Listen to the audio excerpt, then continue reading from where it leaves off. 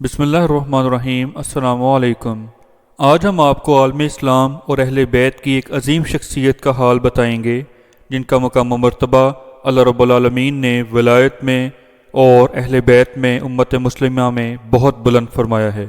ہم ذکر کر رہے ہیں حضرت سیدہ عابدہ زاہدہ سیدہ نفیسہ رضی اللہ تعالی عنہا کا۔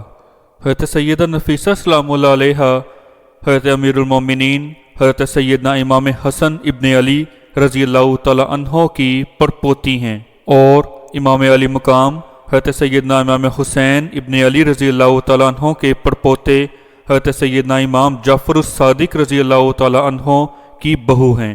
حضرت سیدہ نفیسہ سلام اللہ علیہ محدثہ، فقیہہ، عالمہ، زاہدہ اور عابدہ خاتون تھیں۔ آپ کو اللہ رب العالمین نے اپنے فضل و کرم سے شریعت، طریقت، حقیقت اور علوم معرفت کے نکات و رموز سے بے پناہ نوازا تھا۔ آپ اپنی کڑی ریاضت کے ذریعے، دن رات عبادت کے ذریعے اس مقام پر پہنچیں جو امت محمدیہ صلی اللہ علیہ وآلہ وسلم میں بہت کم لوگوں کو نصیب ہوا ہے، یعنی ولایت کے بلند ترین درجوں پر آپ فائز رہیں، اور آپ سے بڑے بڑے اولیاء اکرام نے فیض حاصل کیا ہے۔ حضرت سیدہ نفیسہ رحمۃ اللہ تعالی علیہ کی بھتیجی سے یہ پوچھا گیا کہ آپ رحمۃ اللہ علیہ کیا کھاتی تھیں، یعنی آپ کی خوراک کیا تھی، تو آپ کی بھتیجی آگے سے فرمانے لگیں کہ 3 شب و روز میں حضرت سیدہ طاہرہ عابدہ زاہدہ نفیسہ رحمۃ اللہ علیہ صرف ایک نوالہ کھایا کرتی تھیں۔ آپ رحمۃ اللہ تعالی علیہ کی ولادت بسعادت مکہ مکرمہ میں 145 ہجری المقدس میں ہوئی۔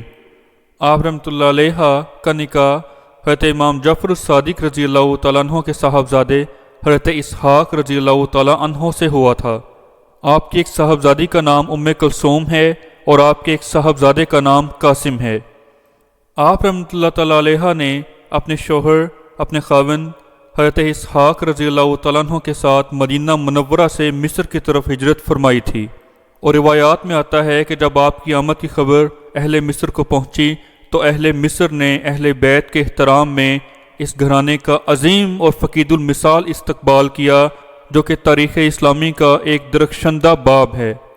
آپ رحمۃ اللہ تعالی علیہ کا یہ معمول تھا کہ آپ دن کو روزہ سے ہوتی تھیں، یعنی روزہ رکھتی تھیں، اور شب بھر اللہ رب العالمین کے ہاں، اللہ رب العالمین کے حضور عبادت میں مصروف رہتی تھیں۔ آپ رضی اللہ تعالیٰ عنہ کے بارے میں منقول ہے کہ آپ نے اپنی زندگی میں 30 حج کیے ہیں۔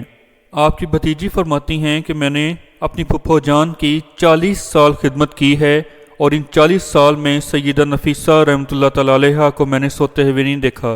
جب آپ سے پوچھا جاتا تھا کہ آپ رات کو آرام کیوں نہیں کرتی، تو آپ آگے سے جواب دیتی کہ میرے سامنے دشوار گزار گھاٹیاں ہیں، دشوار گزار منزلیں ہیں جو صرف کامیاب لوگ ہی طے کر سکتے ہیں۔ کہا جاتا ہے کہ وصال سے قبل یکم رجب المرجب کو آپ بیمار ہوئی تھیں، اور رمضان المبارک کے روزوں تک آپ کا مرض بڑھتا گیا تھا۔ جب شدید بیماری کے دوران آپ کو کسی نے مشورہ دیا کہ آج تو اپنا روزہ توڑ دیں، تو آگے سے آپ نے کتنا خوبصورت جواب دیا کہ میں 30 سال سے دعا کر رہی تھی کہ یا اللہ جب مجھے موت آئے تو میرا روزہ ہو، اور اب یہ خواہش پوری ہونے والی ہے تو تم لوگ یہ کہتے ہو کہ میں روزہ توڑ دوں۔ یہ کہہ کر آپ رضی اللہ تعالیٰ عنہ تلاوت کلام پاک میں مشغول ہو گئیں، اور اسی دوران آپ کا انتقال ہو گیا۔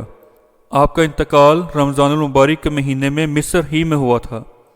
کہا جاتا ہے، جو کہ مستند ترین روایات ہیں، کہ آپ رضی اللہ تعالی عنہ نے اپنی قبر مبارک اپنی زندگی ہی میں تیار کروا لی تھی، اور اپنی وفات سے قبل اس میں 90 قرآن پاک خود تلاوت کر کے مکمل کیے تھے۔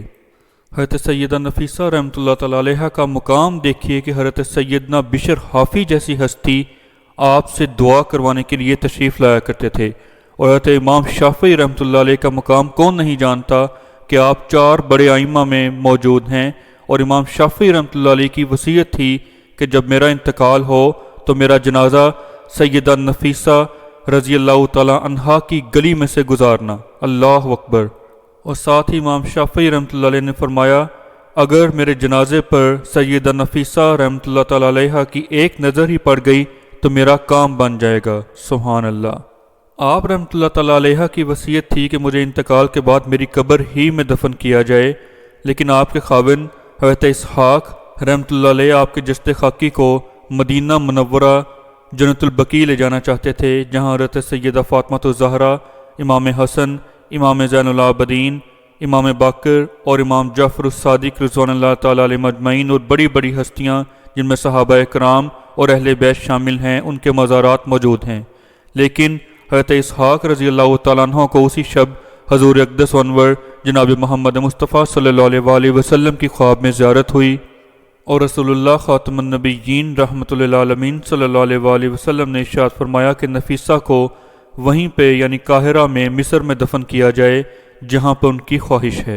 चनांचे आपके अहले ख़ानदान ने आप रज़ी अल्लाह तआला अन्हा का मज़ार मिस्र में तामीर करवाया जहाँ आपकी ख्वाहिश थी, और आपका मज़ार मुबारक मरजाए खलाइक ख़ासो आम है, और 1000 साल गुजरने के बावजूद भी आपका फैज़ जारी है, और बड़े बड़े उलमा मशाइख और अहलुल्लाह इस मज़ार पर हाज़री देना अपनी सादत समझते हैं, और बातनी फ़ैज़ व बरक़ात से अपने क़लूब को मुनव्वर करना अपनी सादत समझते हैं। आप रज़ी अल्लाह तआला अन्हा के फ़ज़ाइल व मनाक़िब बेइंतहा हैं और आपकी करामात भी बेइंतहा शुमार की जाती हैं।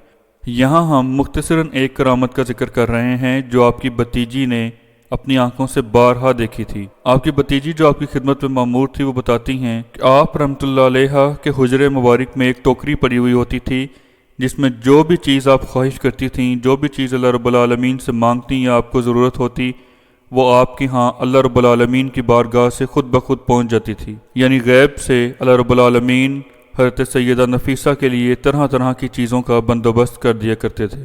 मोहतरम सामईन, अगर आपको ये वीडियो पसंद आई हो तो आप इसे ज़रूर लाइक करें, शेयर करें और कमेंट सेक्शन में अपनी राय का इजहार करें और चैनल को सब्सक्राइब करें। जज़ाकल्लाह।